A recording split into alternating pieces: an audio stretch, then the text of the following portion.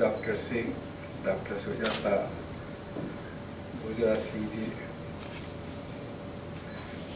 और सभी happy person समझ के मुझे अभी भी कहा गया कि आपको भी स्पीच देना, मैं तो इस हिसाब से आया था कि विशेष आपको सुनूंगा और कुछ इंटरेक्शन करूंगा। खैर, ऐसा लगता है कि 2030 में एक हैप्पीनेस डे मनाना पड़ेगा और वो शायद 24 सितंबर ही होगा, क्योंकि 24 अक्टूबर यूएनओ डे है तो 24 सितंबर हैप्पीनेस डे होना चाहिए, क्योंकि एक एक दिन की परंपरा चल पड़ी है और 2030 जब तक आएगा तब तक world will be so clumsy and crowded and technology will be slaves of technology, क्योंकि टेक्नोलॉजी जिस ढंग से हमको प्रवेश करती जा रही है वो हमको पागल ही बना रही है। एक मोबाइल आता है कि दूसरा आ जाता है, कभी आईपैड, कभी आईफोन 4, कितने सारे मॉडल्स आ रहे हैं और यंगर जनरेशन हमेशा सोचती है कि ये नया मॉडल ले लिया जाए। कार देखें तो आडी कार आज 65 लाख की आ रही है, 1 करोड़ की आ रही है और जितनी यंगर जनरेशन आ रही है वो सोचती कि हमारे पापा किसी तरह वो ऑडी ले आए।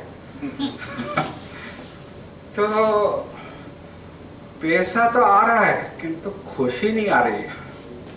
समाज में पैसा तो आ रहा है, खुशी नहीं आ रही है, बल्कि खुशी लुप्त होती जा रही है, क्योंकि खुशी जो है वो एक अंदर से आती है, it has to be experienced. तो वो जो एक्सपीरियंस हम करते हैं वो गायब होता जा रहा है। मैं आर्ट्स कॉमर्स कॉलेज का प्रिंसिपल हूँ, तो मेरे यहाँ यंगस्टर्स काफी 5000 बच्चे पढ़ते हैं। तो शायद जब हम पढ़ते थे तो लड़का लड़की की तरफ देख लेता वही बहुत था, कभी कभार बातचीत कर ली वही बहुत होता था। अभी तो लड़के लड़की बहुत अच्छे से मिलते हैं, तो 2030 आएगा तो उनके माँ बाप को लोकेशन पता होगी, अरे ये मेरी लड़की यहाँ गई है, मेरा लड़का यहाँ गया, तो उनका मिलना भी मुश्किल हो जाएगा, दूभर हो जाएगा। दे कांट मेक लव, और जब लव ही नहीं होगा तो हैप्पीनेस कहाँ से होगी? तो इतने सारे, मतलब अभी हम ट्रेन बस तो शायद भूल गए, कारें इतनी सारी हो गई है, धीरे धीरे सबके पास प्लेन आ जाएंगे। आप अमेरिका चले जाएं तो हर वाइस चांसलर के पास प्लेन है, प्रोफेसरों के पास प्लेन होता है, they used to travel by plane और हेलीकॉप्टर्स। तो शायद 2030 तक इंदौर में भी ऐसी हालत होगी कि कम से कम 200-250 प्लेन तो होंगे, और जब 200-250 प्लेन चलेंगे तो कितनी आवाजें होगी, कितना शोर शराबा होगा। तो टेक्नोलॉजी आपको कहाँ ले जाएगी? पॉपुलेशन अभी 7.5 बिलियन है, उस समय शायद 10 बिलियन हो जाएगी, तो रहने की जगह ही नहीं होगी, खाने का कुछ नहीं मिलेगा।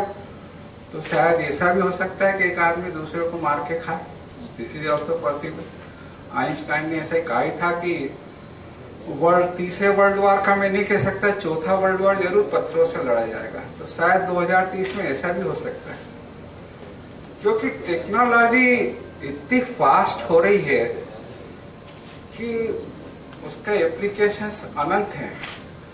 जैसे इंजीनियरिंग कॉलेजेस की बात चली कि 70 इंजीनियरिंग कॉलेज मध्य इंदौर में हो गए, तो आप समझ लीजिए हर कॉलेज से 500 इंजीनियर्स तो हर साल निकलते हैं, तो 35,000 बच्चे हो गए, 35,000 इंजीनियर कहाँ जाएंगे? तो वो टेक्नोक्रेट क्या करेंगे? या एमबीए भी इतने बन रहे हैं, तो उनका क्या हश्र होगा? तो ये सब सोसाइटी में सोचना है, पॉपुलेशन सोचना है, करप्शन सोचना है, पॉवर्टी सोचना है। हम फिगर्स उठा के देखें तो अभी भी इंडिया की जो 53% जनता है वो गरीब है। अब वो गरीबी की कोई रेखा नहीं कि इतनी वो होना चाहिए। सरकार जरूर कुछ भी आंकड़े दे देती, वो अलग बात है, किंतु हम ये मानते हैं कि 53% जनता को न अनाज मिलता है, न शुद्ध पानी मिलता है, दवाइयाँ वगैरह तो बहुत दूर की बात है। तो हमको ये भी सोचना है कि क्या टेक्नोलॉजी 2030 में उन लोगों को अनाज पानी उपलब्ध करा पाएगी, मकान उपलब्ध करा पाएगी? जगह ही नहीं है। इंदौर में जमीनों के भाव आसमान छू रहे हैं, और शायद मतलब किसी भी कॉलोनी में चले जाइए 2000 रुपये स्क्वायर फीट मिनिमम भाव है। जब 10,000 रुपये हो जाएगा शायद, और 15,000 रुपये 2030 में हो जाएगा, तो कहाँ से खरीदेगा? जमीन बचेगी नहीं, खरीदेंगे कैसे? फिर टेक्नोलॉजी ऐसी विकसित हो रही कि बीमारियों पे हम पार पा रहे हैं, तो कोई आदमी की डेथ ही नहीं होगी। हम तो वो भी सोच रहे हैं कि आदमी जिंदा रहे, ही शुड बी इटर्नल। तो आदमी की डेथ ही नहीं होगी तो कहाँ रहेंगे सर? तो ये सब टेक्नोलॉजी के वो है। तो मैं तो सोचता हूँ कि जैसा चल रहा है वैसा जिया जाए, नेचर को अपने हिसाब से चलने दिया जाए। और हैप्पीनेस तभी आती है जब पेन होता है। Without pain there is no happiness. Rainbow भी तभी दिखता है जब थोड़ी सी बरसात होगी। If there is some rain then there will be rainbow. तो हैप्पीनेस तभी आएगी व्हेन यू डू समथिंग। आप सिर्फ टेक्नोलॉजी के भरोसे रहेंगे तो रोबोट सब काम कर देता है, कंप्यूटर भी सब काम कर रहा है, किंतु शायद मोबाइल हमारे पास है किंतु हम किसी का नंबर नहीं जानते। कई बार तो लोग अपना नंबर के लिए भी मोबाइल देखते हैं, यार मेरा नंबर क्या है। क्या सवेरे उठते हैं तो सबसे पहले मोबाइल को देखते हैं। भगवान को याद करना भूल गए। मैडम ने कहा कि सवेरे उठ के क्या करते हैं, पहले भगवान को याद कर लिया करते थे। क्या श्लोक भी सिखाया करते थे हमारे पेरेंट्स को, ये श्लोक पढ़ लेना। आजकल तो मेरा मोबाइल कहाँ, वो चार्ज हुआ कि नहीं, दैट इज मोर इम्पोर्टेंट। क्या तो ये सब है, उसके बावजूद भी टेक्नोलॉजी अच्छी है। और मैं आशावादी हूँ, तो I am very much optimistic. I hope that there must be peace and happiness in year 2030। 13 का 30 है, कोई खास फर्क नहीं है। अंग्रेजी में ही बोले तो 13 और 30 में कोई फर्क नहीं है। तो जैसे पेपरलेस टेक्नोलॉजी आ गई, हम यूं कहते हैं इन्वायरमेंट बहुत बिगड़ रहा है, किंतु टेक्नोलॉजी नहीं, उस हमको पेपरलेस टेक्नोलॉजी की है कन्वर्ट। तो उस पेपरलेस टेक्नोलॉजी के कारण हम फॉरेस्ट नष्ट होने से बचा रहे हैं, सभी कुछ कर रहे हैं।